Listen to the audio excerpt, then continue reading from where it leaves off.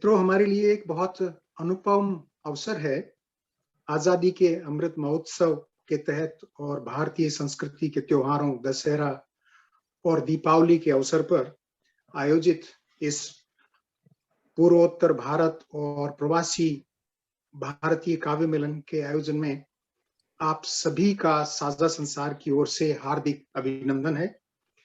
यह एक अनुपम अवसर इसलिए भी है कि भारतीय संविधान में हिंदी भाषा की जो अनुसूची बनी हुई है, जो लिखा हुआ है, उसमें पूर्वोत्तर भारत और प्रवासी भारतीयों की जो श्रेणी है, वो हिंदी भाषी की जो श्रेणी है वो गै श्रेणी में आता है। तो ये इस गै श्रेणी का जुड़ाव आज मेरे लिए और विशेषतः साझा संसार के लिए एक बहुत महत्वपूर्ण मिलन है। और इस जुड़ाव में हम इसे एक अद्वितीय बात मानते हैं।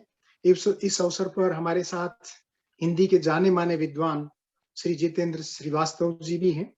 आपने साझा संसार का आमंत्रण स्वीकार किया, आप हमारे साथ उपस्थित हैं। आपकी सहृदयता के लिए हम आभारी हैं। आपका हार्दिक अभिनंदन। साथ ही हमारे सभी पूर्वोत्तर प्रांत के प्रतिभागियों का भी हार्दिक स्वागत है। श्रीमती जमुना बीनी जी बहुत बहुत बधाई की पात्र हैं, जिनके प्रयास से यह सिरजोर संभव हुआ। और इसके साथ ही हमारे जो प्रवासी भारतीय मित्र जो हमारे साथ जुड़े हुए हैं, उनका भी बहुत बहुत स्वागत है। इस अवसर पर मैं विश्वास जी का भी बहुत बहुत आभार प्रकट करूंगा, विश्वास दुबे जी का, क्योंकि वो अंतरराष्ट्रीय कंपनी में कार्यरत रहते हुए, व्यवसाय में रहते हुए भी वे संचालन संभाले हैं। आज के मंच का संचालन उन्हीं के हाथ में है। मैं राजेंद्र शर्मा जी, जो कि बालाजी फिल्म्स के निदेशक हैं और इस समय फिल्म निर्माण में व्यस्त हैं, वे भी हमारे साथ जुड़े हुए हैं। उनका भी मैं बहुत बहुत आभारी हूँ। साथ ही मैं हमारे सभी श्रोताओं का हृदय से आभार प्रकट करता हूँ और इन्हीं शब्दों के साथ मैं मंच की बागडोर विश्वास दुबे जी को सौंपते हुए उनसे अनुरोध करूंगा कि वे मंच के संचालन को आगे बढ़ाएं। विश्वास दुबे जी। बहुत धन्यवाद रामा जी। आपको, जितेंद्र जी जो हमारे कार्यक्रम अध्यक्ष हैं, मेरे मंच पर उपस्थित सभी प्रतिभागी और जो श्रोतागण हमसे सोशल मीडिया के माध्यम से जुड़े हैं, उन सभी को विश्वास का प्रणाम। ये एक नया प्रयास है साझा संसार का, जिसमें प्रवासी और भारतीय पूर्वोत्तर राज्यों के हमारे कविगण यहाँ आए हैं। और इस नए प्रयास के लिए मैं रामा तक्षक जी को बहुत बधाई देता हूँ। मेरा मानना है कि पूर्वोत्तर के साहित्य को, पूर्वोत्तर की आवाज को बरसों से वो तवज्जो नहीं मिली है जिसके वो हकदार हैं। पूर्वोत्तर एक समाज नहीं है, बल्कि अनेक समाजों का समूह है जो अपने आप में विशिष्ट और अलग-अलग हैं। सबके अपने-अपने मूल्य हैं, मान्यताएं हैं, परंपराएं हैं। तो वहां के साहित्य में कितनी विविधता और विशिष्टता होगी, ये सोचिए। तो आज प्रवासी और पूर्वोत्तर कवियों के समागम में इसी विविधता और विशिष्टता को सुनने का ये अवसर है, और यही शायद किसी काव्य आयोजन की सफलता है कि उसमें कितनी तरह की विविधताएं और विशिष्टताएं देखने को मिलती हैं। तो इन्हीं शब्दों के साथ मैं आज का कार्यक्रम अपने अध्यक्ष महोदय की अनुमति से शुरू करता हूं, आगे बढ़ाने की अनुमति चाहता हूं। हाँ, बिल्कुल बिल्कुल, हम लोग इसको आगे बढ़ाएं। जी। तो सबसे पहले सुनने सुनाने का सिलसिला शुरू करते हुए मैं नीदरलैंड से सुशांत जैन जी को आमंत्रित करता हूं, और वो मंच पे आ रहा है। उसके पहले उनका छोटा सा परिचय। आप ऋषभदेव, जिला उदयपुर, राजस्थान से हैं सुशांत जी। यहाँ बीटेक की उपाधि भी आपने प्राप्त करी। मैं म्यूट कर दूं बाकियों को। आपने बीटेक की उपाधि भी प्राप्त करी है। आपकी हिंदी साहित्य में गहरी रुचि है, और ये एक्चुअली इन्हें इनके परिवार से मिला है। आपके पिताश्री भी काफी अच्छे कवि और जाने माने कवि हैं। सुशांत जी गजल, कविता और कहानी लिखते हैं। इनकी रचनाएं विभिन्न पत्र पत्रिकाओं में प्रकाशित हो चुकी हैं, सोशल मीडिया के अनेक मंचों पर सक्रिय हैं, और इस समय नीदरलैंड्स में एक बहुराष्ट्रीय कंपनी में सॉफ्टवेयर इंजीनियरिंग के पद पर कार्यरत है। तो सुशांत जी, आपका स्वागत है। शुरुआत करें। बहुत बहुत धन्यवाद विश्वास जी। मंच पर उपस्थित सभी जनों को मेरा नमस्कार। खासकर से अध्यक्ष जी, जितेंद्र जी, रामा जी और सारे सुधीजनों को मेरा बहुत बहुत प्रणाम, नमस्कार। मुझे आज विशेष खुशी हो रही है इस कार्यक्रम से जुड़ने के लिए, क्योंकि मुझे नहीं लगा था कि इस तरीके का आयोजन कभी हो पाएगा और उसमें मुझे जुड़ने का मौका मिलेगा। मुझे बहुत मन रहता है कि भारत के विभिन्न हिस्सों के लोगों से एक जुड़ाव हो सके, और क्योंकि मेरे लिए साहित्य एक विचारों का माध्यम है, भाषा का नहीं, तो अलग अलग विचार मुझे सीखने को मिलेंगे, यही उम्मीद है। इन शब्दों के साथ में मैं मेरा काव्य पाठ शुरू करता हूँ। एक गजल प्रस्तुत है, उसका एक मतला मंच के चरणों में रखता हूँ कि था इलाज अपना ये ही मगर इस कदर, था इलाज अपना ये ही मगर इस कदर, एक नजर भर इधर और असर इस कदर। बहुत खूब। था इलाज अपना ये ही मगर इस कदर, एक नजर भर इधर और असर इस कदर, सबको लेनी पड़ी झूठ की ही शरण। ये शेर देखिएगा कि सबको लेनी पड़ी झूठ की ही शरण, था इधर ये हुनर कारगर इस कदर। वाह, बहुत खूब। सबको लेनी पड़ी झूठ की ही शरण, था इधर ये हुनर कारगर इस कदर। और ये बतौर खास ये शेर देखिएगा कि सूर्य सोचे बराबर बटी रोशनी, सूर्य सोचे बराबर बटी रोशनी, वो धरातल से है बेखबर इस कदर। अच्छा शेर है। सूर्य सोचे, बहुत बहुत शुक्रिया। सूर्य सोचे बराबर बटी रोशनी, वो धरातल से है बेखबर इस कदर, इसका मतलब इजाजत नहीं दे रहा। इसका मतलब क्या बात है। इसका मतलब इजाजत नहीं दे रहा, कर रहा दिल अगर और मगर इस कदर। इसका मतलब इजाजत नहीं दे रहा, कर रहा दिल अगर और मगर इस कदर। और ये मक्ता अंकुर मेरा तखल्लुस है, तो ये देखिएगा कि ये तो अंकुर की ही खासियत है जनाब, ये तो अंकुर की ही खासियत है जनाब, कौन रहता है यहाँ बेखबर इस कदर, कौन रहता है यहाँ। वाह, बहुत अच्छा।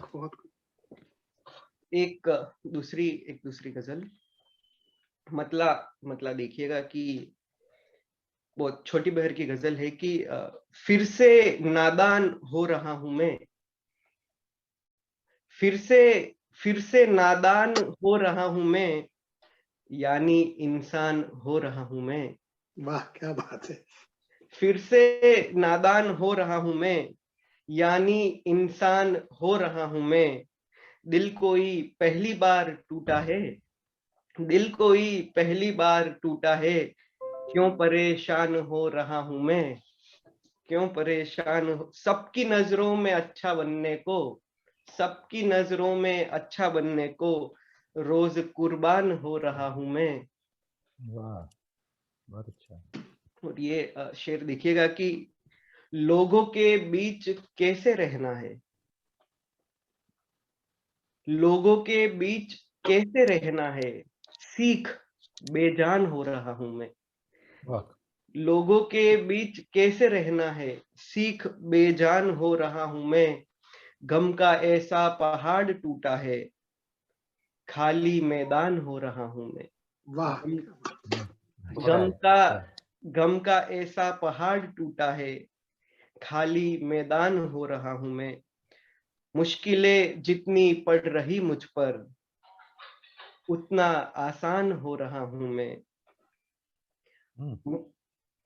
मुझसे, ये शेर देखिएगा कि मुझसे उम्मीद मेजबानी की, मुझसे उम्मीद मेजबानी की, और मेहमान हो रहा हूं मैं।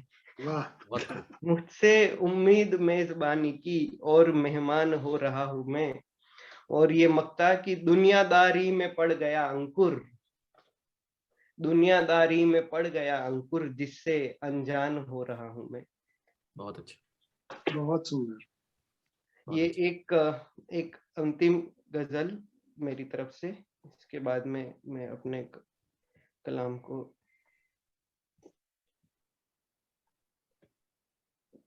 कि उसे लगता है हम कहीं, उसे लगता है वो कहीं हम कहीं हैं। बिल्कुल ताजा गजल है कि उसे लगता है वो कहीं हम कहीं हैं, मगर हम तो अब भी वहीं के वहीं हैं। उसे लगता है वो कहीं हम कहीं हैं, मगर हम तो अब भी वहीं के वहीं हैं। अरे बाबा क्या सच में सुख बस यही है। शेर देखिएगा कि अरे बाबा क्या सच में सुख बस यही है, जिसे ढूंढता था ये वो तो नहीं है, जिसे ढूंढता था ये वो तो नहीं है। हुआ जो हुआ ध्यान आगे से रखियो, हुआ जो हुआ ध्यान आगे से रखियो, कभी दिल की बातों में आना नहीं है। तेरे पीछे भागे बहुत जिंदगी पर, शुरू में जहां थे वहीं के वहीं हैं। तेरे पीछे भागे बहुत जिंदगी पर, शुरू में जहां थे वहीं के वहीं हैं। मुझे भाग्यशाली समझना है आसान, है मुश्किल समझना जो मुश्किल सही है। मुझे भाग्यशाली समझना है आसान, है मुश्किल समझना जो मुश्किल सही है। और ये शेर देखिए आगे कि ठहर तू भले उम्र भर पर समझ ले, हर भले ही, ठीक है, बढ़िया। ठहर ठहर तू भले उम्र भर पर समझ ले, सराय कभी घर तो होती नहीं है। सराय कभी, बहुत सुंदर। ठहर तू भले उम्र पर, ये उम्र भर पर समझ ले, सराय कभी घर तो होती नहीं है। और ये मक्ता, ये आखिरी शेर है मेरी तरफ से कि तेरे बस में जो था किया तूने अंकुर, तेरे तेरे बस में जो था किया तूने अंकुर, तेरे बस में वैसे तो कुछ भी नहीं है। बहुत अच्छा, बहुत सुंदर, बहुत बहुत अच्छा। सुंदर। बहुत अच्छा, बहुत अच्छा, बहुत अच्छा। तो बहुत शानदार प्रस्तुति सुशांत जी, आपको सुनना हमेशा ही अच्छा लगता है। बहुत बहुत शुक्रिया। और सुशांत जी को सुनने के बाद फिर से देश की तरफ रुख करते हैं और मैं आलोक सिंह जी हमारे साथ अगर जुड़ गए हैं तो मेघालय से। आलोक सिंह जी आप हैं, अगर हैं तो बोले। हाँ, आलोक सिंह जी हैं, तो आलोक जी को मंच पे बुलाना चाहूंगा और उससे पहले छोटा सा परिचय आलोक जी का। आलोक जी पूर्वोत्तर पर्वतीय विश्वविद्यालय शिलोंग में सीनियर रिसर्च फेलो हैं और इसके अलावा वो all India radio Shillong Meghalaya के उद्घोषक भी हैं। आपकी हिंदी साहित्य की महत्वपूर्ण पत्रिकाओं जैसे वाक, परिकथा, बयां, समन्वय, पूर्वोत्तर, लम्ही, अभिनव मीमांसा, अक्षरपव, राष्ट्रभाषा सेवक, मेघालय दर्पण आदि कनेक पत्रिकाओं में कविताएं, समीक्षा, लेख प्रकाशित हो चुके हैं।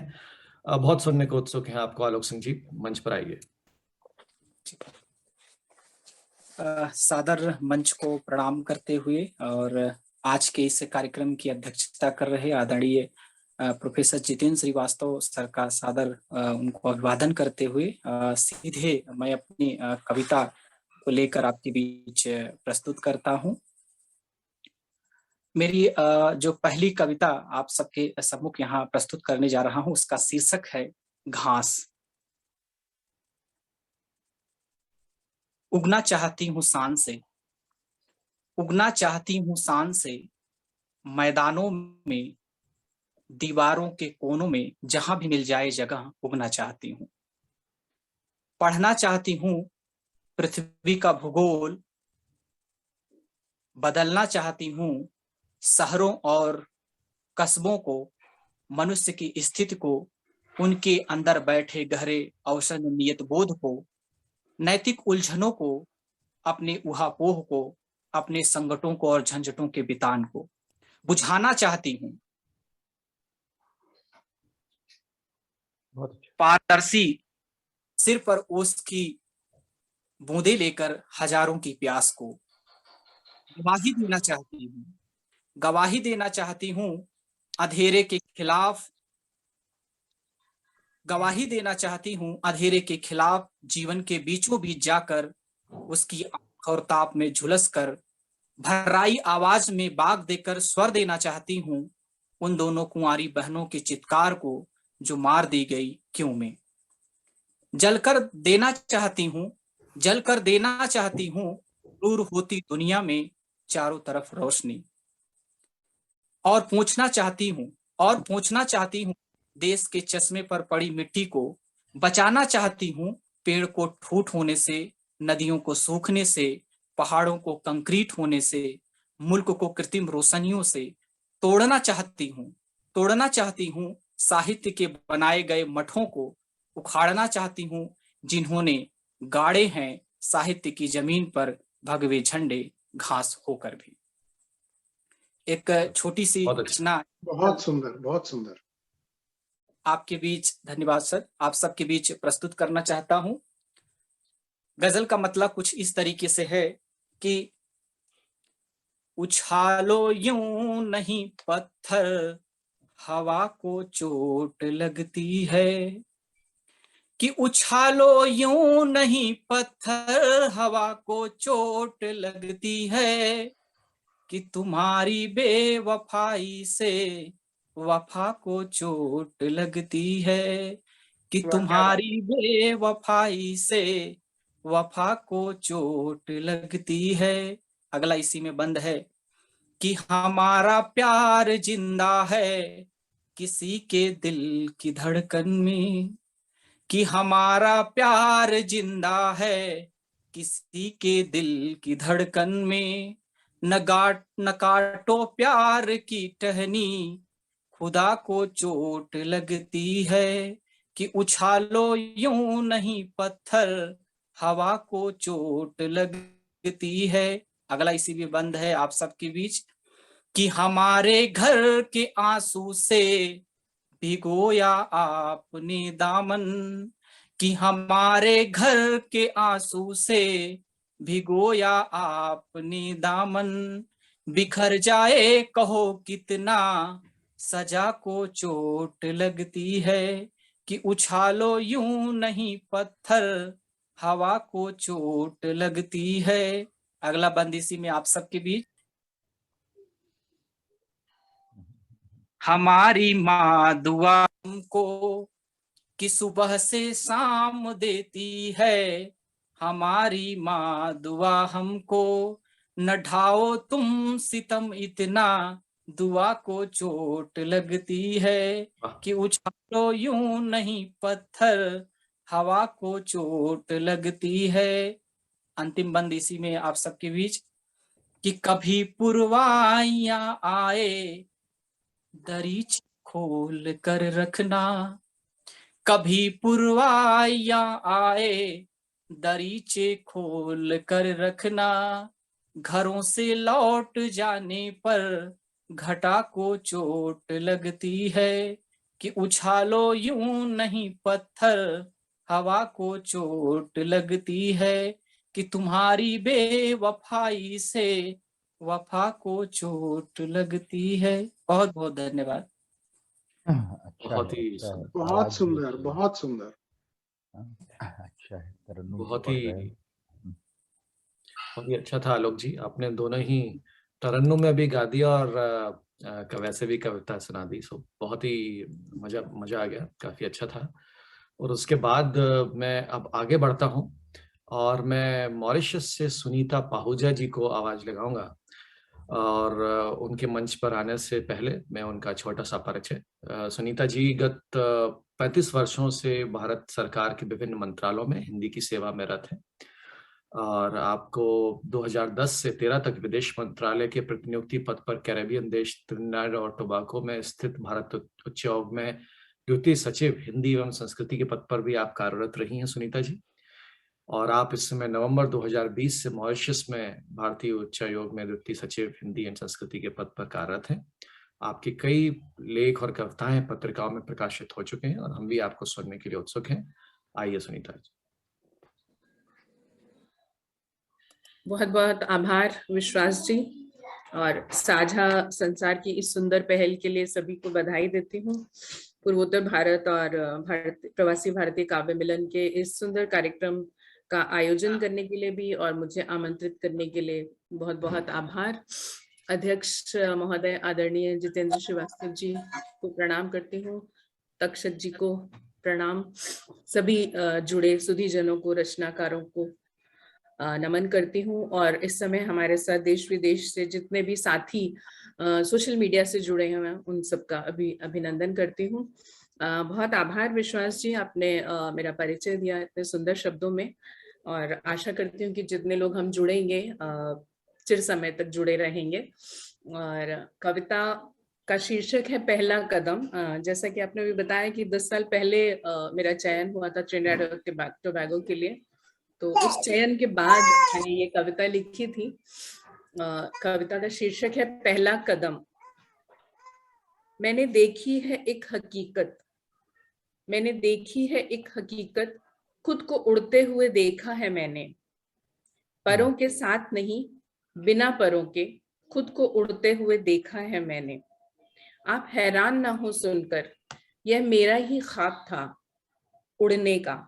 आप हैरान ना हो सुनकर, यह मेरा ही ख्वाब था उड़ने का। या सनक थी या धुन थी या महज जिद ही थी, उड़ना है, बस उड़ना है, यही जिद थी। कुछ मेरे साथ थे इस जिद में, करते मेरी हौसला अफजाई। कुछ रहनुमा भी थे, खुदा के बंदे खूबसूरत। बहुत धन्यवाद। कुछ हैरान परेशान लोग भी थे, जो डरते भी थे, डराते कभी, कभी हंसते मुझ पर कि कैसे हो सकती है ये जिद पूरी। मगर मुझे यकीन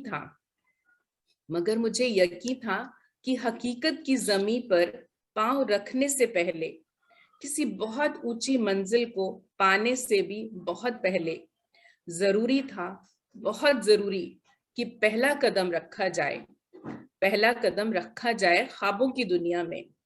मैंने ख्वाब देखा था खुली आंखों से, और इसी से मैंने ख्वाब देखा था खुली आंखों से, और इसी से मुझे पूरा यकीन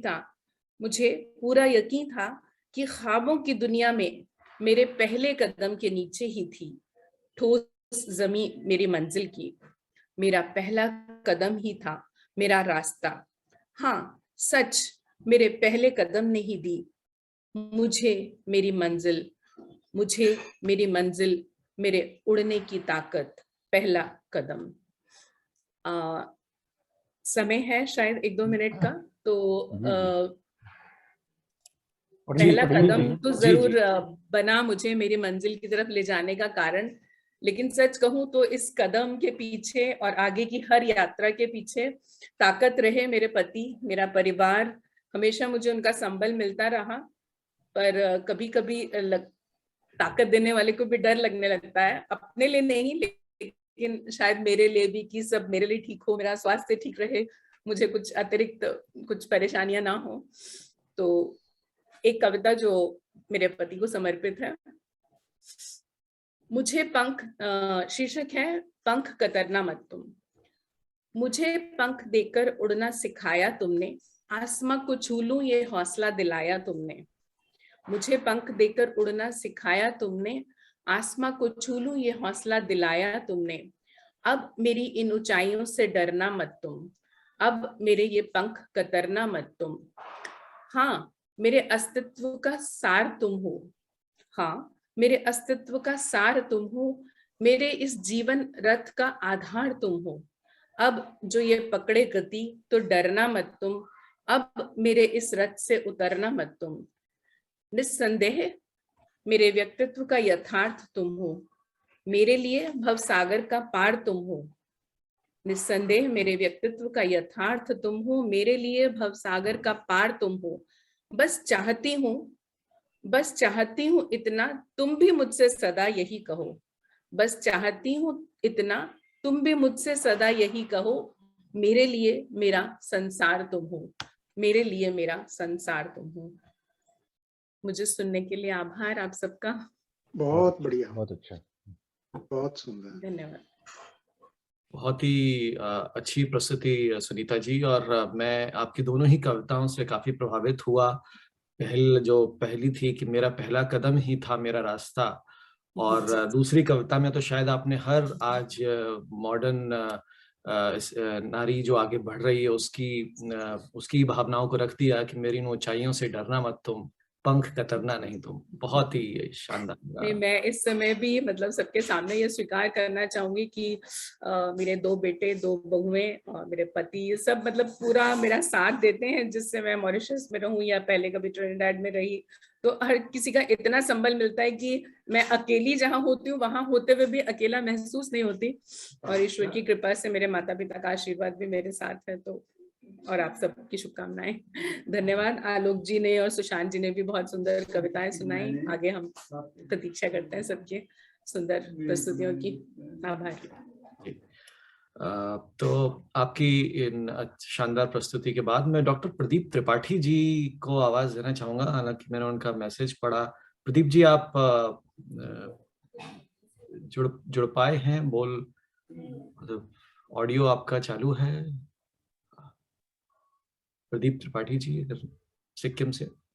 प्रदीप शायद ट्रेन में होंगे इस समय, फिर भी देख लें उनसे।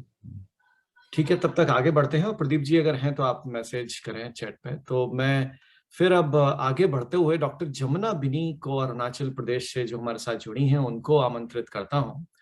और जमुना जी का परिचय ये है कि वो MA हिंदी हैं और आपकी 2 रचनाएं रंग पुरुष और गिरीश कर्नाड की आलोचनाएं प्रकाशित, आपकी आलोचना जो आपने करी थी वो प्रकाशित हो चुकी है।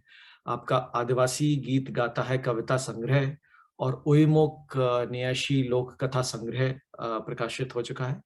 आपकी कविताओं कहानियों का संताली, असमिया, मलयालम, पंजाबी, राजस्थानी, अंग्रेजी, तुर्की आदि भाषाओं में अनुवाद हुआ है। आप इलाहाबाद विश्वविद्यालय के MA पाठ्यक्रम में कविताएं आपकी शामिल की गई। बहुत बहुत बधाई आपको जमुना जी। और आप वर्तमान में अरुणाचल प्रदेश स्थित राजीव गांधी विश्वविद्यालय के हिंदी विभाग में असिस्टेंट प्रोफेसर है। सुनते हैं डॉक्टर जमुना जी। आप म्यूट पर हैं जमुना जी। नमस्ते आप सभी को। क्या मेरी आवाज आ रही है? जी जी, क्या आवाज आ रही है? एक जी संकेत आ रही है, दीजिए। आपकी आवाज आ रही। जी जी जी। नमस्ते आप सभी को। सुदूर अरुणाचल से मैं आप सभी का बहुत बहुत अभिनंदन करती हूँ। साझा संसार के इस मंच के सर्वे सर्वा रामा तक्षक जी, आपके प्रति भी बहुत बहुत आभार ज्ञापन।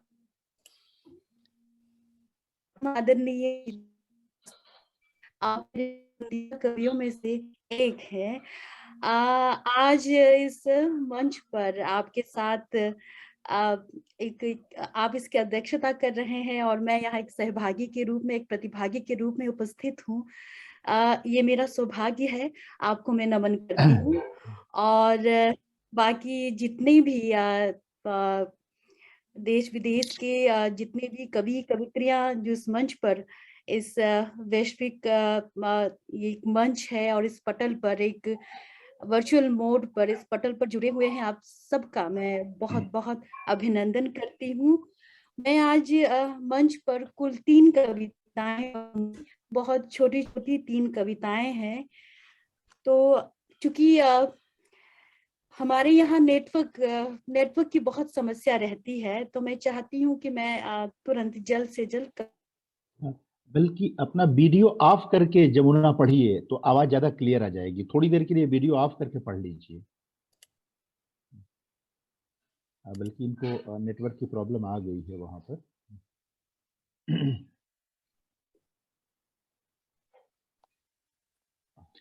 जमुना जी अपना वीडियो ऑफ कर लें। मेरे ख्याल से प्रॉब्लम हो रही है वहां पर कुछ।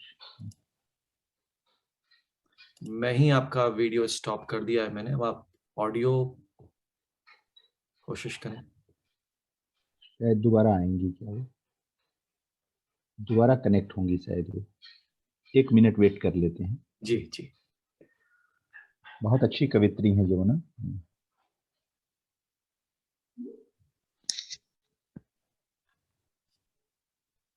जी, तो जब तक हम जमुना जी का इंतजार कर रहे हैं, तब तक मैं अपनी एक कुछ शेर प्रस्तुत कर देता हूँ। विश्वास जी, जरूर, आ गई जमुना, आ गई हैं। जी जमुना, अगर जी दिक्कत हो रही हो तो वीडियो ऑफ करके कविता पढ़ दीजिए, फिर वीडियो ऑन कर लीजिएगा। जी जी बहुत बहुत अच्छा, बहुत अच्छा।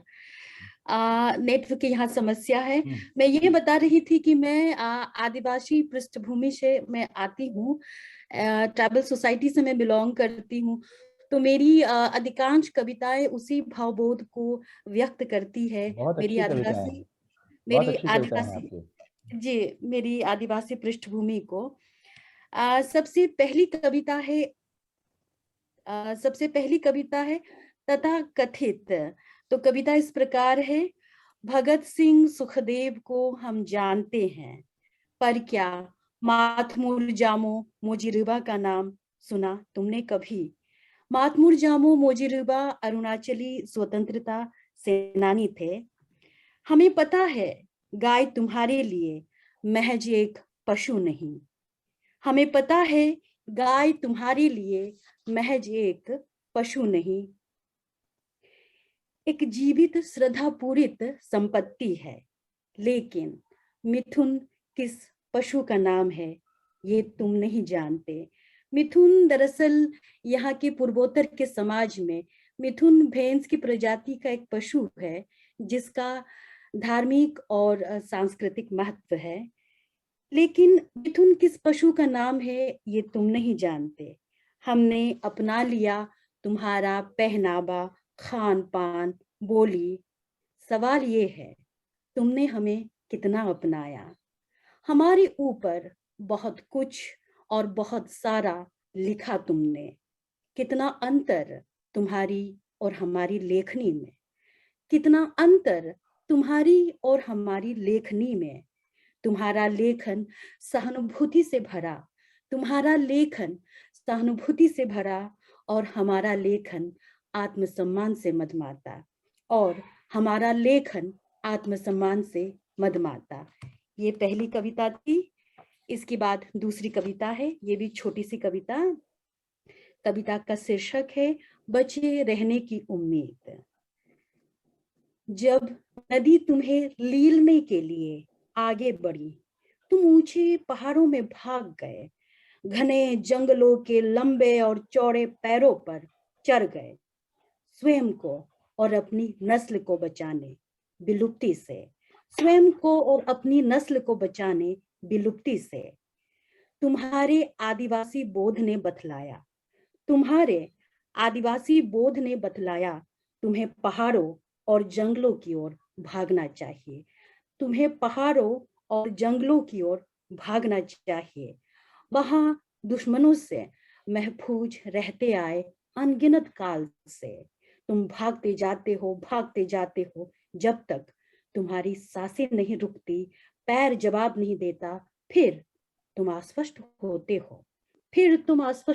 हो कि तुम्हारे लोग तुम्हारे बाद भी जिएंगे, तुमसे अधिक जिएंगे। तुम्हारे लोग तुम्हारे बाद भी जिएंगे, तुमसे अधिक जिएंगे, संसार को यह बतलाने तुम्हारी अद्भुत अनोखी आदिवासी संस्कृति के बारे, तुम्हारी अद्भुत अनोखी आदिवासी संस्कृति के बारे में। ये दूसरी कविता थी। इसके बाद एक बहुत ही छोटी सी कविता, अंतिम कविता, छोटी सी कविता। कविता का शीर्षक है पहाड़ और आदिम निवासी। क्योंकि अरुणाचली एक पहाड़ी प्रदेश है, तो कविता इस तरह है। हमारे पूर्वज तनिक भी खतरा महसूस थे, दुर्गम पहाड़ों पर चले जाते। पहाड़ों की यह दुर्गमता उनका रक्षा कवच होता। पहाड़ों के बेहद जंगल उन्हें सुरक्षा और आश्वस्ति देते। पहाड़ों की यह दुर्गमता उन्हें सुरक्षा और आश्वस्ति देता। पहाड़ों की गगनचुंबी ऊंचाई पर बादल रुई के फाहों सा तैरता रहता, खुरदरे हाथों से वह उनके नरमाहट को सहलाते। ये पहाड़ शरण है हमारे पूर्वज का, यह पहाड़ शरण है हमारे पूर्वज का। अलग कैसे करोगे, अलग कैसे करोगे पहाड़ और उसके आदिम निवासी को। अलग कैसे करोगे पहाड़ और उसके आदिम निवासी को। धन्यवाद। पायलिंचो, पायलिंचो यानी कि हमारी भाषा में धन्यवाद को पायलिंचो कहते हैं। पायलिंचो। बहुत अच्छा, बहुत अच्छा। बहुत सुंदर, बहुत बहुत बढ़िया। सुंदर। बहुत मैं थोड़ा सा क्षमा चाहूंगा आपसे अध्यक्ष महोदय। अभी विश्वास जी कुछ बात सुनाने की कह रहे थे, अपनी रचना छोटी मोटी। मैं तो सोचता हूँ कि उनसे पूरी रचना सुनी जाए। बिल्कुल, बिल्कुल सुनी जाए, बिल्कुल आज सुनी जाए। विश्वास जी, आपका स्वागत है। विश्वास जी के बारे में भी सबको कुछ बता दें, जो और सब लोग हैं। विश्वास जी का छोटा सा परिचय मैं देना चाहूंगा। जी, विश्वास जी लगभग 10-11 वर्ष से भारत से बाहर रह रहे हैं, यूरोप के विभिन्न देशों में रहे हैं। पिछले लगभग 5-6 वर्ष से आप हमारे साथ हैं नीदरलैंड्स में, अरे वाह। और इस समय आप एक अंतरराष्ट्रीय सॉफ्टवेयर कंपनी में सॉफ्टवेयर डायरेक्टर हैं, और आपका हिंदी से बहुत लगाव है। आप रात को जगाओ तो भी जग जाते हैं और साथ हो लेते हैं, ये आपका बड़प्पन है। और आप गांधी सेंटर में, नीदरलैंड में गांधी सेंटर और ICCR के आयोजनों में भी काफी जुड़े रहे हैं। पिछले वर्ष नीदरलैंड के हिंदी प्रेमियों की एक पुस्तक संपादित हुई थी। आप भी उस पुस्तक के संपादक मंडल में थे। वो आपके सहयोग से ही पुस्तक का प्रकाशन हो पाया। विश्वास जी, आइए, आप, स्वागत है। जी रामा जी, बहुत बहुत धन्यवाद। और मैं अपनी रचना शुरू करने से पहले जमुना बिनी जी की एक बात के लिए बोलना चाहूंगा कि मैं आपकी कविताओं ने झकझोर दिया है जमुना जी, और बहुत जोश के साथ आप सुनाती हैं। जो आपने कहा कि तुम्हारे लोग तुम्हारे बाद भी जिएंगे संस्कृति को बतलाने, वो पहुंची है, दिल तक पहुंची है जमुना जी, जो ये बताना चाह रहा था आपको। और अपनी रचना रामा जी आपने मौका दिया, बहुत बहुत धन्यवाद। तो उसको सुनाता हूँ।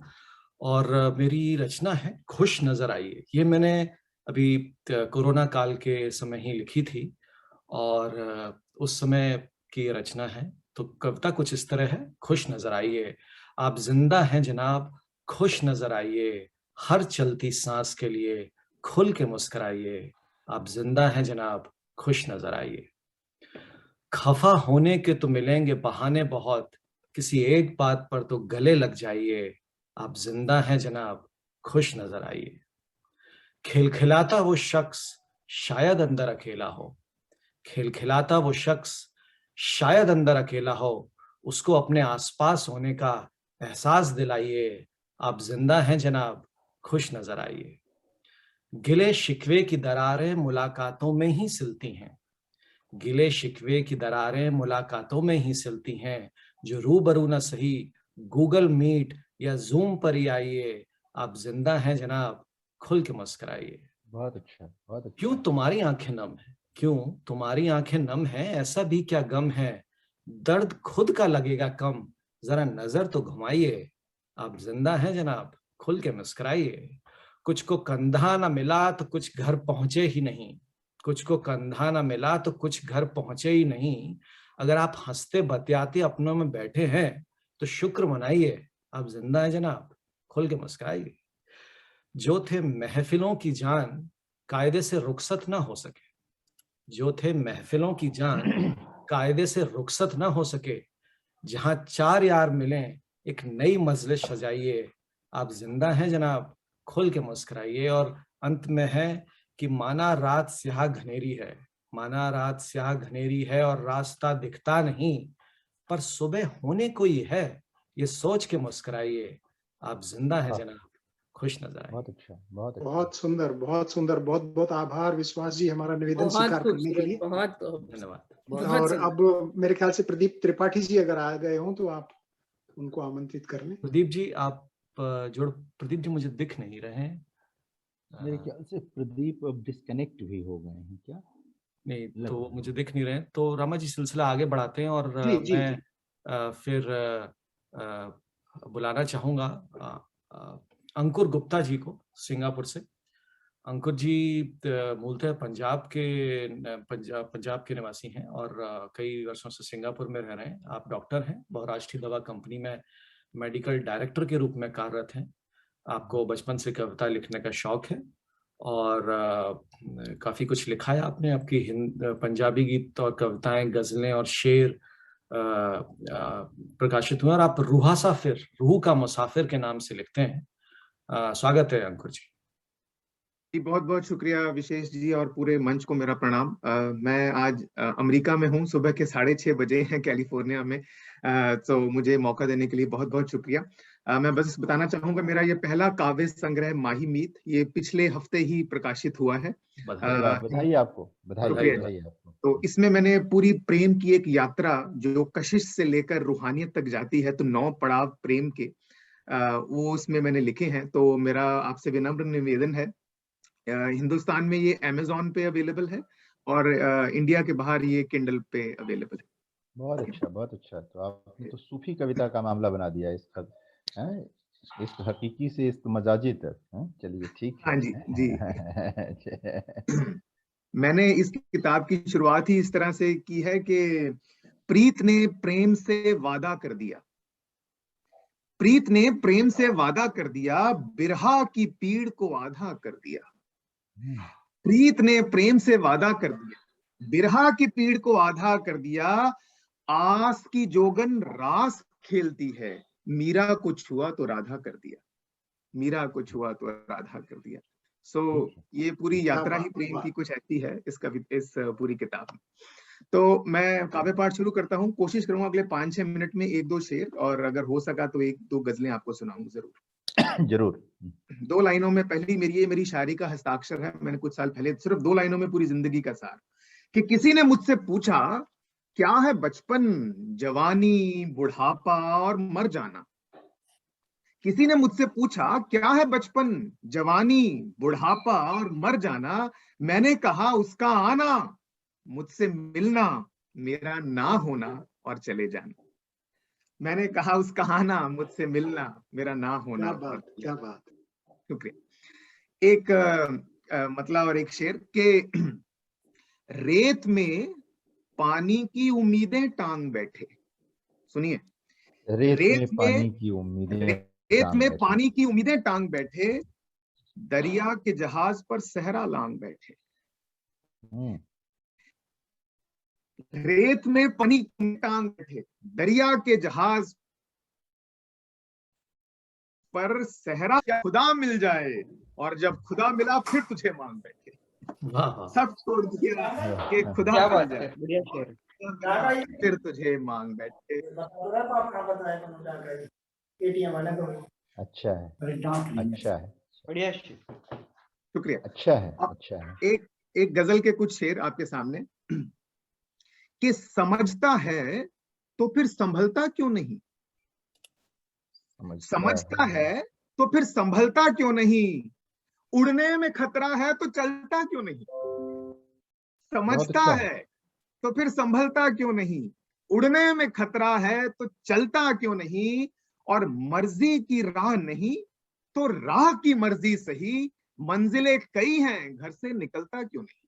बहुत अच्छा। समझता है तो फिर संभलता क्यों नहीं, उड़ने में खतरा है तो चलता क्यों नहीं, मर्जी की राह नहीं तो राह की मर्जी सही, मंजिलें कई हैं घर से निकलता क्यों नहीं। और शेर देखिए कि मैं परवाना हूं, मैंने जल के दिखा दिया, मैं परवाना हूं, मैंने जल के दिखा दिया, तेरा दिल मोम है तो पिघलता क्यों नहीं। मैं परवाना हूं, मैंने जल के दिखा दिया, तेरा दिल मोम है तो पिघलता क्यों नहीं।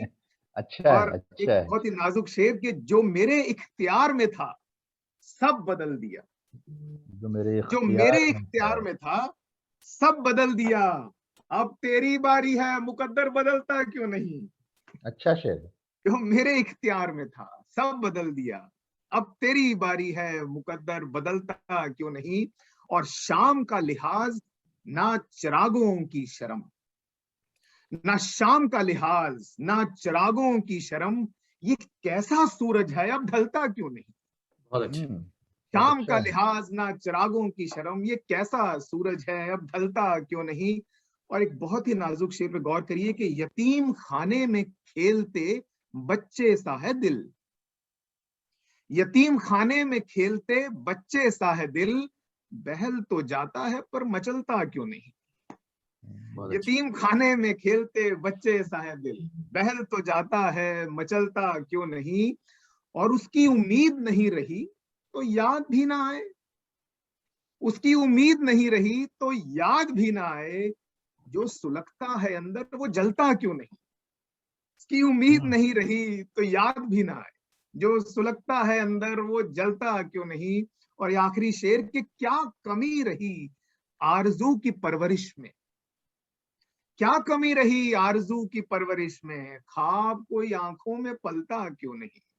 बहुत अच्छा। समझता है तो फिर संभलता क्यों नहीं, उड़ने में खतरा है तो चलता क्यों नहीं। मर्जी की राह नहीं तो राह की मर्जी सही, मंजिलें कई हैं घर से निकलता क्यों नहीं। बहुत बहुत बहुत शुक्रिया। अच्छा, बहुत अच्छा, बहुत अच्छा, बहुत बहुत सुंदर, खूब, बहुत बहुत अच्छा खूबसूरत। अंकुर जी। अगर Appreciate। समय है तो एक गजल और सुना सकता हूँ, जी नहीं जी, तो बाद में भी, जैसे आप कहें, जैसे आपको ठीक है। नहीं सुनाइए अंकुर जी। ओके, एक गजल है, आशावादी सुनाता हूँ कुछ, कि भंवर में ऐसा सुलझा तैरने में मजा आने लगा। देखिए कि लोग भंवर में उलझते हैं, कि भंवर में ऐसा सुलझा तैरने में मजा आने लगा, ना किनारों की फिक्र रही डूबने का डर जाने लगा। भंवर में ऐसा सुलझा तैरने में मजा आने लगा। और शेर देखिए कि आसमानों पर ना रास्ते हैं ना मंजिलें, आसमानों पर ना रास्ते हैं ना मंजिलें, डोर उसे सौंप कर पतंगे उड़ाने लगा। आसमानों पर ना रास्ते हैं ना मंजिलें, डोर उसे सौंप कर पतंगे उड़ाने लगा। और रोशनी किसी की मलकियत नहीं होती, रोशनी किसी की मलकियत नहीं होती, सूरज को जलते जुगनू दिखाने लगा। रोशनी किसी की मलकियत नहीं होती, सूरज को जलते जुगनू दिखाने लगा। और ये शेर के कुछ जवाब मैंने वक्त पर छोड़ दिए, कुछ जवाब मैंने वक्त पर छोड़ दिए, सवालों को गीतों में गुनगुनाने लगा। वाह वाह, कुछ जवाब मैंने वक्त पर छोड़ बढ़िया। दिए, सवालों वाह, को बहुत गीतों में गुनगुनाने लगा। और ये शेर बतौर खास के दुश्वारियों ने मुझसे मुंह फेर लिया, दुश्वारियों ने मुझसे मुंह फेर लिया, जब से दुश्वारियों में मुस्कुराने लगा। वाह वाह, दुश्वारियों ने मुझसे मुंह फेर लिया, बढ़िया। जब से दुश्वारियों में मुस्कुराने लगा। और ये मेरा पसंदीदा शेर कि कांच के सपनों से खेला नहीं जाता, कांच के सपनों से खेला नहीं जाता, बच्चा बिन खिलौने खिलखिलाने लगा। बहुत अच्छा है। कांच के सपनों से खेला नहीं जाता, बच्चा बिन खिलौने खिलखिलाने लगा। और ये आखिरी शेर के लकीरें मिटाकर फकीरी ओढ़ ली, लकीरें मिटाकर फकीरी ओढ़ ली, नए सिरे से किस्मत आजमाने लगा। वाह, भंवर में ऐसा सुलझा तैरने में मजा आने लगा, ना किनारों की फिक्र रही डूबने का डर जाने लगा। बहुत बहुत बहुत शुक्रिया। सुंदर, बहुत सुंदर, बहुत खूब, बहुत खूब। बहुत अच्छे अशार हैं आपके, अच्छे अशार। बहुत बहुत बहुत शुक्रिया। खूब अंकुर जी, एक से बढ़कर एक शेर, बहुत खूब। बहुत बढ़िया। बहुत बहुत आभार। तो अंकुर जी की इस जोश भरी प्रस्तुति के बाद मैं बुलाना चाहूंगा जोयता दत्ता जी को नीदरलैंड से, जो कि इंजीनियर हैं, एंटरप्रेन्योर हैं और अपने शब्दों को व्यक्त करना, शब्दों के माध्यम से खुद को व्यक्त करना पसंद करती हैं। हालांकि ये बंगाली इनकी मातृभाषा है, फिर भी अंग्रेजी और हिंदी में भी लिखती हैं और पिछले साल तक तो ये नियमित रूप से एक भारतीय पत्रिका के लिए भी लिख रही थी। और संगीत से भी, संगीत में भी इनकी रुचि है, पेंटिंग में भी रुचि है, तो ये पूरी कलाकार है और कवि सम्मेलनों में काफी भाग लेती है। मेरा सौभाग्य रहा है, मैंने इनके साथ कई बार मंच साझा किया है। तो योगिता दी, आपका स्वागत है।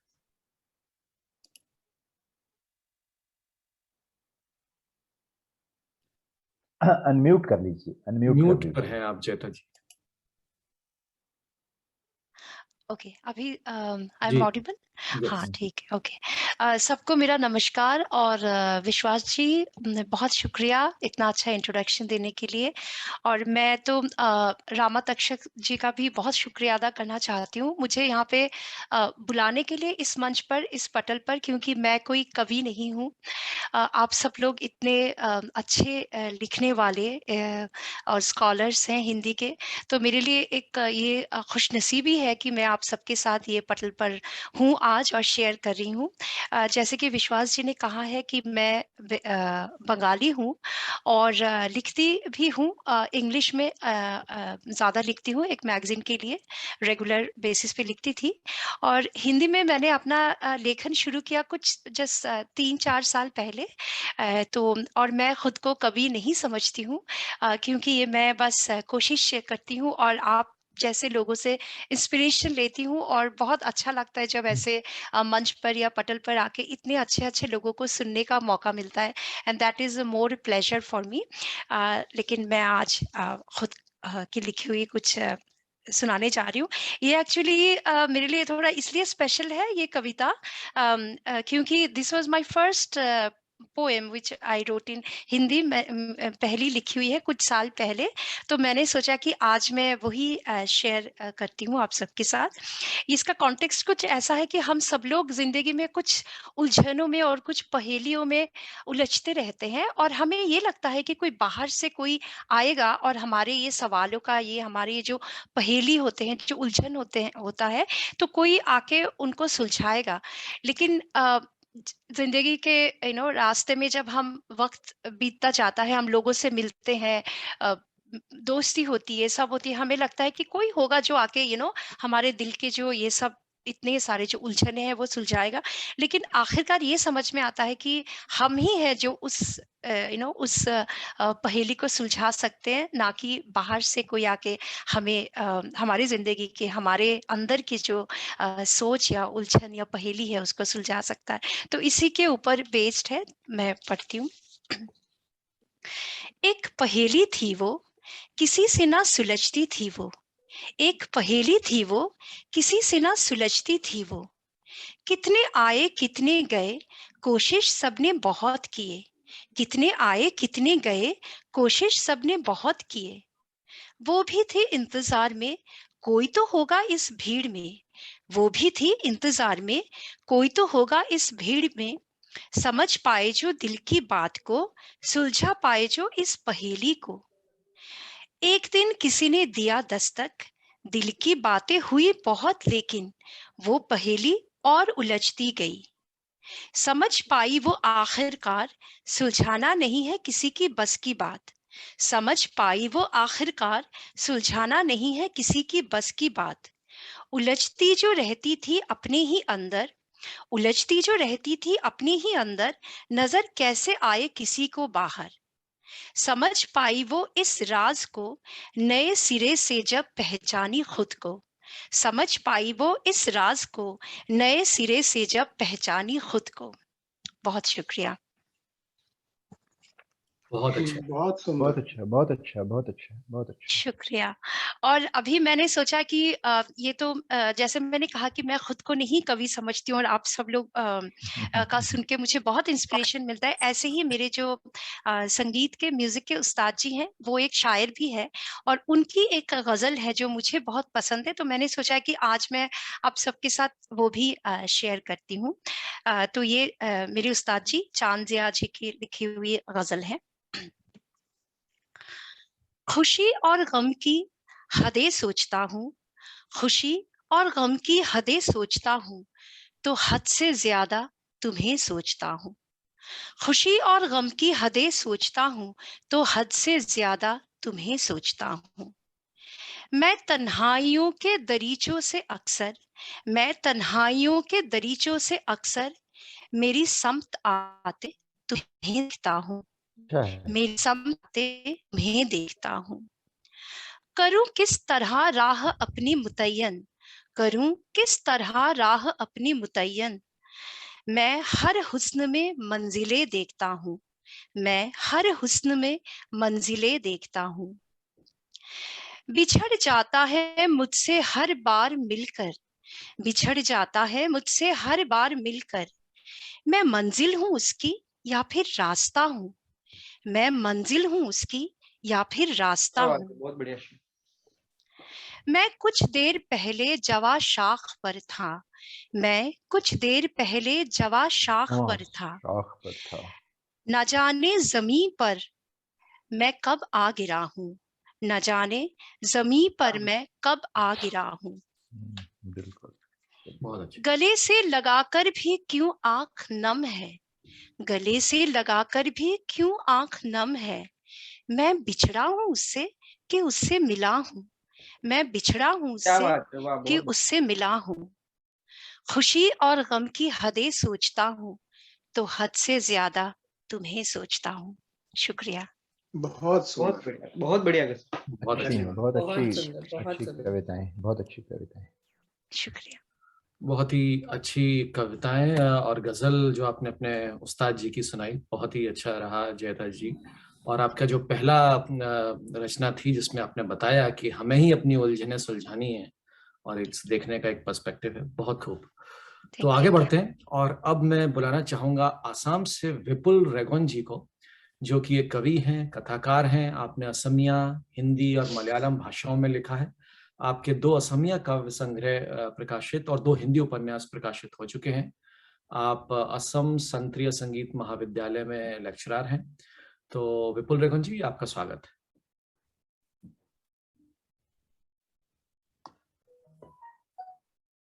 विपुल जी, मैं उन्हें नहीं लगता है कि आवाज नहीं जा रही है क्या इन तक? जी, तो फिर विपुल जी ने प्रदीप जी को मैं फिर से आवाज दूंगा। प्रदीप जी, क्या आप अब इस स्थिति में हैं कब की बात कर सके? हम वरना हम आगे बढ़ते हैं। विपुल जी के वहाँ कनेक्टिविटी की समस्या आ रही है। विपुल रेगोन असम से कनेक्टिविटी की समस्या है। जी जी, तो ठीक है, अब हम आगे बढ़ते हैं। और जिनको सुनने के लिए और हम सभी काफी उत्सुक हैं, मैं जितेंद्र जी को, जो हमारे अध्यक्ष हैं, कार्यक्रम अध्यक्ष, उनको मंच पर बुलाना चाहूंगा। और उससे पहले उनका परिचय, मैं छोटा सा शब्द यूज नहीं करना चाहूंगा, उनका परिचय छोटा नहीं है। मैं जितेंद्र जी एक कवि हैं, आलोचक हैं, और आप इंदिरा गांधी राष्ट्रीय मुक्त विश्वविद्यालय नई दिल्ली की मानविकी विद्यापीठ में हिंदी के प्रोफेसर हैं। आप पूर्व में इग्नू के कुल सचिव और पर्यटन एवं मातृत्व सेवा प्रबंध विद्यापीठ के निदेशक भी रह चुके हैं। और इन दिनों आप इग्नू के अंतर्राष्ट्रीय प्रभाग के निदेशक हैं। आपकी सूरज को अंगूठा, उजास, बेटियां, रचना का जीवद्रय, कवि ने कहा, कायांतरण, बिल्कुल तुम्हारी तरह, विचारधारा, नए विमर्श और समकालीन कविताएं, कई 26 से अधिक प्रकाशित पुस्तकें हैं इनकी, जीतन जी की। इसके अतिरिक्त प्रतिष्ठित पत्र पत्रिकाओं में लगभग 200 आलेख प्रकाशित हो चुके हैं। 200 से अधिक संगोष्ठियों में आप व्याख्यान दे चुके हैं। आपकी कविताओं का अंग्रेजी, मराठी, उर्दू, उड़िया और पंजाबी में अनुवाद हुआ है। और आपकी लंबी कविता सोन चिरैया की कई नाट्य प्रस्तुतियां हो चुकी हैं। तो जीतन जी को अब तक कविता के लिए भारत भूषण अग्रवाल सम्मान और आलोचना के लिए देवी शंकर अवस्थी सम्मान सहित हिंदी अकादमी दिल्ली के कृति सम्मान, उत्तर प्रदेश हिंदी संस्थान के रामाचंद्र शुक्ल पुरस्कार और विजय नारायण शाही पुरस्कार इत्यादि से भी सम्मानित किया गया है। जितेंद्र जी, आप मंच पर स्वागत है। बहुत बहुत धन्यवाद विश्वास जी, और बहुत अच्छा लग रहा था आज सबको सुनते हुए। कई लोगों को तो आज मैंने पहली बार सुना यहाँ। जो लोग भारत से हैं इनको तो, जो भारत में ही रहते हैं इन लोगों को तो मैं पढ़ता रहा हूँ, सुनता रहा हूँ, जानता हूँ, और सचमुच अच्छा लगता है। एक जो साहित्य का एक वैश्विक परिवार बने। ठीक है कि हम लोग हिंदी के नाते यहाँ जुड़े हैं, लेकिन हिंदी से बाहर भी साहित्य का जो एक वैश्विक परिवार है, उससे हम सबको जुड़ना चाहिए। कविता किसी भी भाषा में लिखी जाए, वो मनुष्यता की पुकार होती है, मनुष्यता के पक्ष में होती है, जीवन के पक्ष में होती है। और सब लोगों ने अब अलग अलग जगहों से जो लोग वाबस्ता हैं अपनी कविताएं पढ़ी। इधर जमुना जब कविता पढ़ रही थी तो इधर कम निगाह लोगों की गई थी पहले पूर्वोत्तर में जो हिंदी में लिखा जाता रहा उसकी ओर। लेकिन ये सही है कि पूर्वोत्तर में हिंदी में जो भी लिखा जा रहा है, उससे हिंदी कविता का आयतन जो है बड़ा हुआ है। इसके अलावा पूर्वोत्तर की अपनी भाषाओं में तो बहुत अच्छी कविताएं लिखी ही जा रही हैं। खैर गद्य भी बहुत अच्छा लिखा जा रहा है, तो ये बहुत अच्छा लगा। भारत के बाहर भी आप लोग बहुत अच्छा, जिन लोगों को मैं सुन रहा था, बहुत अच्छा लिख रहे हैं आप सब लोग। बहुत नए अनुभव हैं। और अच्छी चीज़ मुझे ये लगी कि आप लोग गज़ल जैसी विधा में, जिसके लिए थोड़े अभ्यास की ज़रूरत होती है, उसमें कोशिश कर रहे हैं और अच्छी गज़लें सुनाई, अच्छे अशार पढ़े कुछ लोगों ने। मूलतः मैं तो हिंदी में, वैसे मैं गज़लें कहता हूँ, गीत भी लिखे मैंने, शुरुआत वहीं से की थी, लेकिन मूलतः जो मेरी पहचान है हिंदी की दुनिया में, वो जो समकालीन कविता का दृश्य है, परिदृश्य है, मुक्त छंद की जो कविताओं की दुनिया है, मेरी मूल पहचान पिछले 25-30 वर्षों की उसी की है। तो लेकिन आप सब लोग गज़ल सुना रहे थे, तो आपको कुछ शेर सुनाता हूँ, उसके बाद एक कविता सुनाता हूँ बस आपको। ये इरशाद। एक छोटी बहर, मतलब फेलून कोई छोटी बहर नहीं है, फेलून में कुछ अरसे के साथ, ये फेलून में है गज़ल, फेलून फेलून में है। एक बहर है, आप में जो लोग गज़ल लिखते हैं, अगर उसके व्याकरण से भी परिचित है, जरूरी नहीं है कि जो गज़ल लिखे वो उसका व्याकरण जाने, ये कोई अनिवार्य शर्त नहीं होती है। आप बिना उसका व्याकरण जाने भी, सिर्फ अभ्यास से भी गज़लें कह सकते हैं। लिख उर्दू में गज़ल कहते ही हैं, लिखता नहीं है कोई।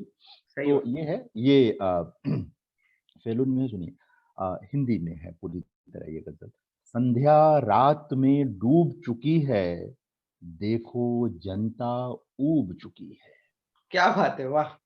क्या मतलब हुआ है, शानदार। संध्या रात में बहुत डूब सुंदर। चुकी है, देखो जनता ऊब चुकी है।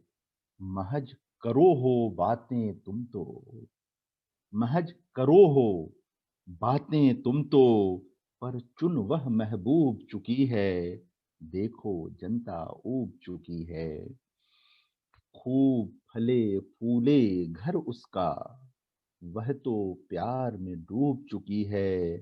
संध्या रात में डूब चुकी है, देखो जनता ऊब चुकी है।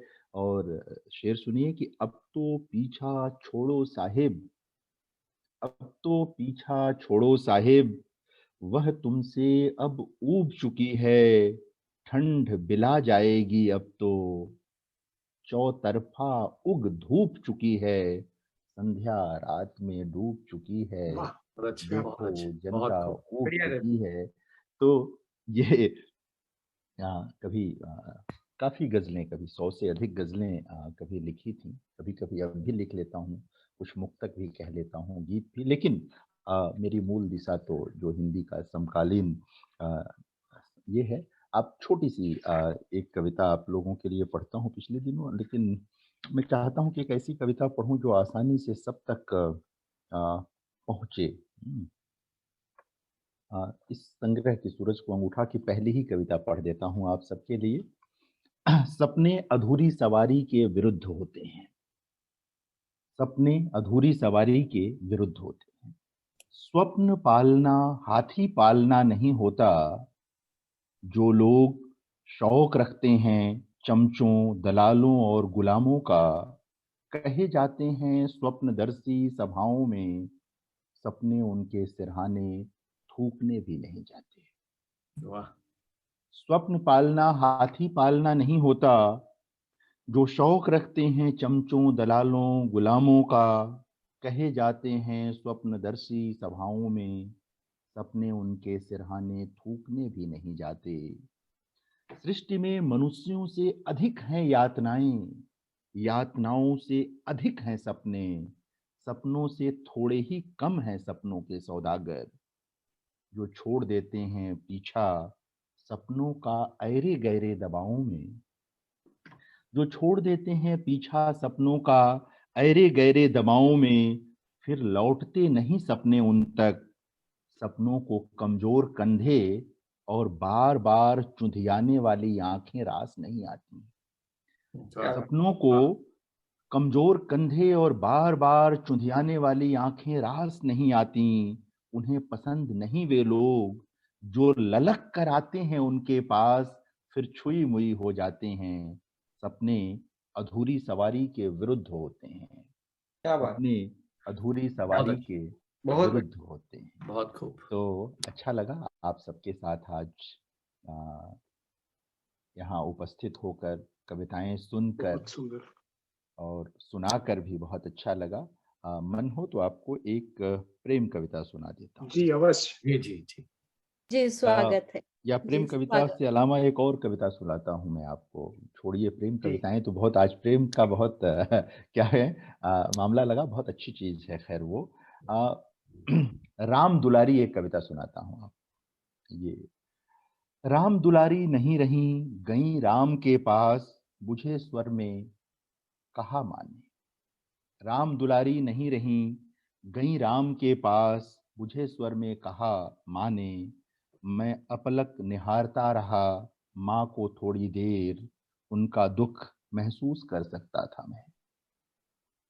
राम दुलारी सहयोगी थी माँ की 30 वर्ष से लंबी अवधि तक, माँ के कई दुखों की बंटाईदार। राम दुलारी सहयोगी थी माँ की 30 वर्ष से लंबी अवधि तक, माँ के कई दुखों की बटाईदार। माँ के अलावा सब दाई कहते थे राम दुलारी को, काम में नाम डूब गया था उनका। कभी कभी माँ उनके साहस के किस्से सुनाती थी, कभी कभी माँ उनके साहस के किस्से सुनाती थी। सन 2010 में 83 वर्ष की आयु में दुनिया से विदा हुई राम दुलारी ने कोई 63 वर्ष पहले सन 1947 में पियक्कड़ पति की पिटाई का प्रतिरोध करते हुए जमकर धुला था उसे। गांव भर में दबे स्वर में लोग कहने लगे थे उन्हें मर्द मारन, पर हिम्मत नहीं थी किसी में सामने मुंह खोलने की। राम दुलारी ने बरसों पहले जो पाठ पढ़ाया था अपने पति को, उसका सुख भोग रही हैं गांव की नई पीढ़ी की स्त्रियां। उनमें गहरी कृतज्ञता है राम दुलारी के लिए। वे उन्हें मर्द मारन नहीं, योद्धा की तरह याद करती हैं। वे उन्हें मर्द मारन नहीं, योद्धा की तरह याद करती हैं। जातियों में सुख तलाशते गांव में, जातियों में सुख तलाशते गांव में, हमेशा जाति को लांघा था राम दुलारी ने। कोई भेद नहीं था उनमें छोटे बड़े का, उनके सबके लिए चुल्लू भर पानी था उनके पास। क्या बात। कोई भेद नहीं था उनमें छोटे बड़े का, सबके लिए चुल्लू भर पानी था उनके पास। माँ कहती हैं व्यर्थ की बातें हैं बड़ी जाति अपार धन। माँ बहुत कहती हैं व्यर्थ की बातें हैं बड़ी जाति अपार धन। राम दुलारी न किसी बड़ी जाति में पैदा हुई थीं, न धन्ना सेठ के घर, पर उनके आचरण ने सिखाया हमेशा निष्कलुष रहने का तरीका सलीका। बाभनों कायस्थों ठाकुरों बनियों भूमिहारों में डींगे चाहे जितनी बड़ी हों अपनी श्रेष्ठता की, पर कोई स्त्री पुरुष नहीं इनमें जो आसपास भी ठहर सके राम दुलारी के। क्या बात है। बहुत बहुत बहुत अच्छा। सुंदर, बहुत सुंदर। बहुत अच्छा। राम दुलारी बहुत बढ़िया। सचमुच में थी, ये सिर्फ कविता नहीं है, सचमुच में थी राम दुलारी मेरे गांव में। अब तो मेरी माँ भी नहीं रही पिछले वर्ष दिसंबर में, और सचमुच राम दुलारी माँ के साथ लंबे समय तक उन्होंने काम किया और जीवित चरित्र थी। और ये सब कुछ सही है जो कविता में, मैंने कविता जैसा कुछ नहीं किया है, सिर्फ दर्ज किया है मैंने, जी एक भाषा दी है मैंने इसको। बहुत मार्मिक कविता। ये यथार्थ है। बहुत बढ़िया सर, बहुत बढ़िया। अद्भुत सर, अद्भुत कविता, अद्भुत सर, अद्भुत। बहुत अच्छा। ये था। बहुत खूब। बहुत तो बहुत आभारी हूँ मैं आदरणीय रामा तक्षक जी का, आप विश्वास जी का, आप सब साथियों का। क्या है, सुनीता जी को सुना, ज्योति जी को सुना, क्या कहते हैं कहाँ गए वो अपने, अंकुर जी को सुना, आलोक को सुना, क्या नाम है उनको नहीं सुन पाया मैं, प्रदीप को नहीं सुन पाया, जमुना को हम लोगों ने सुना, और किसको सुना हम लोगों ने, तमाम मतलब यहाँ जो साथी हैं सबको ही सुना हम लोगों ने। कुछ लोग और भी यहाँ उपस्थित हैं, इनको जैन साहब सुशांत जैन को सुना हमने।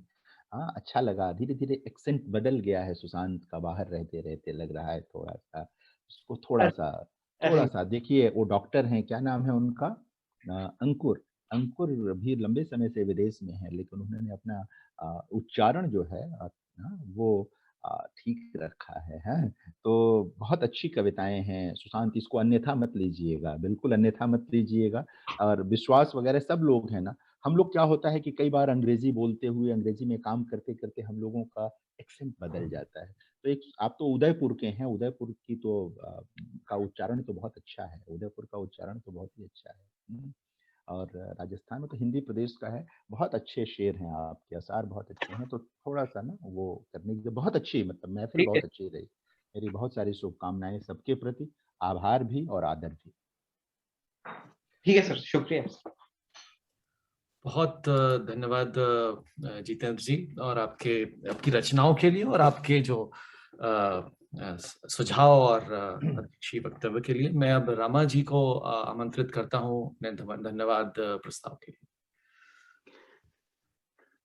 बहुत बहुत धन्यवाद विश्वास जी। आप सबकी रचनाओं के सुनने के बाद मैं अध्यक्ष महोदय से निवेदन करूंगा कि मैं भी एक छोटी सी रचना जरूर जरूर। जिसे मैंने डच भाषा से अनुवाद किया है, और वो मैं आपसे साझा करना चाहूंगा मंच पर। बहुत बहुत बहुत स्वागत। आभार। ये स्वागत, बहुत एक स्वागत। मेरा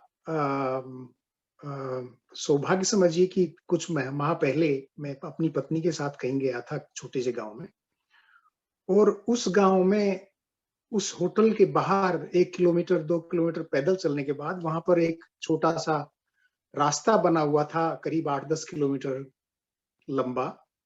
और उस पथ को नाम दिया हुआ था कविता पथ। अरे वाह। और उस कविता पथ पर वहां के पुराने कवियों की रचनाएं आधे आधे किलोमीटर पर लगाई हुई थी।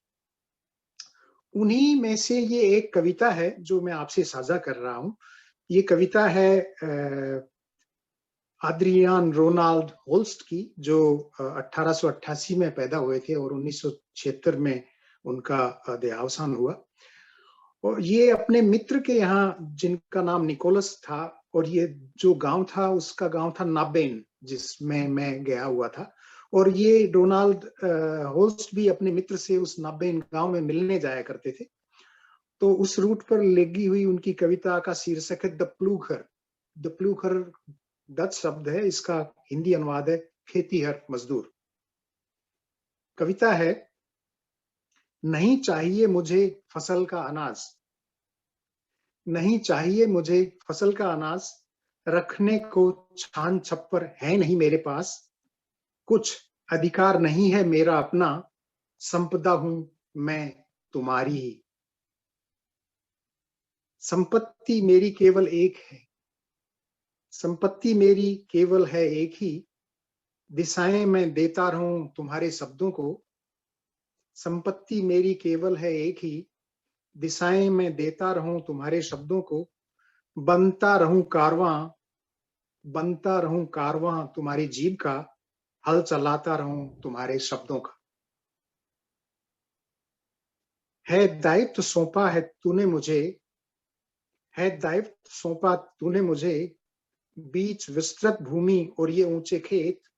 खरीद लिया है तूने मेरी इच्छाओं के घोड़ों को, खरीद लिया है तूने मेरी इच्छा के घोड़ों के साथ।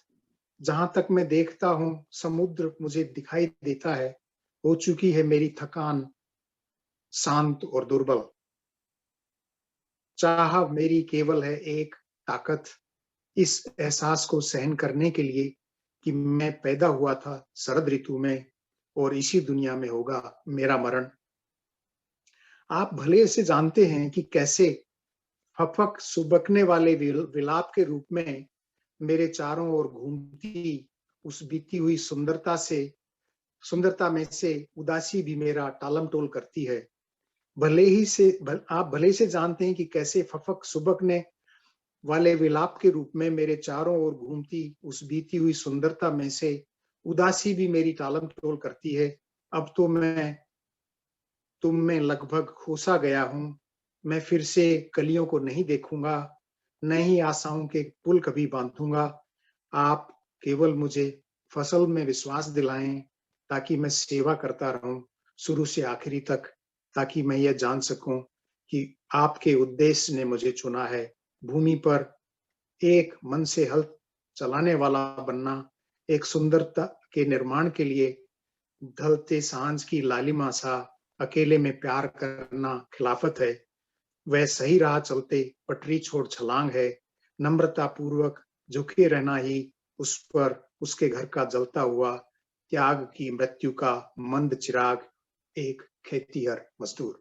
बहुत बहुत आभार आपका। बहुत अच्छा रमा तक्षक जी, बहुत अच्छा। बहुत अच्छा आलोक, रामा जी। बहुत आलोक ने बढ़िया भी सर, अच्छी बहुत गजलें बढ़िया। पढ़ी थी। आलोक, तुम्हारा नाम छूट गया था। तुमने भी अच्छी गजल पढ़ी थी। जी बहुत अच्छा है, बहुत अच्छा है। जी। तो अब हमारा समय हो रहा है और आज के आयोजन के बारे में बहुत से लोगों को पहली बार सुनने को मिला और सुनकर ये लगा कि साहित्य के जगत में कितने बिखरे हुए जवाहरात हैं और उनको एक साथ लाना साझा संसार का प्रयास रहा है पिछले 1.5 वर्ष से। और साहित्य का जो मेरी अपनी सोच है कि हिंदी साहित्य का सशक्तिकरण का ये एक बहुत सुंदर, वर्तमान समय में हमारे पास एक बहुत मजबूत हथियार है, टूल है ये, कि हम जुड़े और इस गति इस हिंदी साहित्य के आंदोलन को हम आगे बढ़ाएं। और ये हिंदी साहित्य का आंदोलन सिर्फ अब जो है भारत ही नहीं, विश्व की सभी सीमाओं को पार करके और हमको एक साथ एक मंच पर लेके आए। मैं बहुत बहुत आभारी हूं और ये हमारा बहुत बहुत सौभाग्य है जितेंद्र श्रीवास्तव जी को सुनना। उनका हमारे साथ इस मंच पर होना आज हमारे लिए बहुत अत्यंत गर्व की बात है। आपने कहा कि साहित्य ही साहित्य का वैश्विक परिवार ही है कविता मानवता की पुकार है। और आपने बताया कि ये बहुत खुशी की बात है सुनते हुए कि पूर्वोत्तर भारत में भी हिंदी कविता का आयतन विस्तार पा रहा है। गजल लिखने की अनिवार्य शर्त उसका व्याकरण नहीं है, ये भी आपने बताई। और मुझे लगता है कि इन सब बातों को सुनकर और साथ ही साथ आपने सपने अधूरी सवारी के विरुद्ध होते हैं, बहुत ही सशक्त रचना, हमें व्यंग्यात्मक रचना सुनने को मिली। साथ ही आपने एक जीवंत रचना जो सुनाई, आपने कहा कि राम दुलारी ने आपके पास आसपास ही जीवन का एक चरित्र रहा है और महिलाओं की सशक्तिकरण और जातिवाद की खिलाफत के रेखांकन को और व्यक्तित्व के आचरण की श्रेष्ठता को जीवन का आधार बताते हुए आपने बहुत सुंदर सुंदर बातें बताई। साथ ही आपने उच्चारण की बात को भी कहा कि उच्चारण भी सही होना चाहिए हमारा, ये बहुत जरूरी है। इसके साथ साथ ही मैं सभी पूर्वोत्तर के अंचल से जुड़े हमारे प्रतिभागी डॉक्टर जमुना बीनी और विपुल जी और प्रदीप जी हमारे साथ आज नहीं जुड़ पाए, उनको फिर कभी सुनेंगे। साथ ही आलोक सिंह जी हमारे साथ जुड़ी रही, जयिता दत्ता और इसके साथ साथ सुनीता पाहुजा जी, सुशांत जी।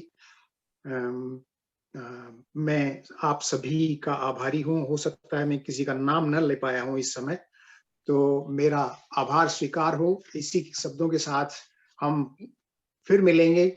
आप सभी का बहुत बहुत आभार। बहुत